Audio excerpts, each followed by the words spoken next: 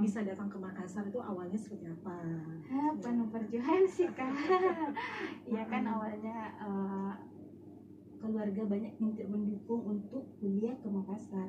Apalagi kan persepsi orang kampung kan gitu, kalau kuliah di Makassar itu pasti dia mau bebas, dia mau pergi pacaran dan lain-lain gitu Mbak.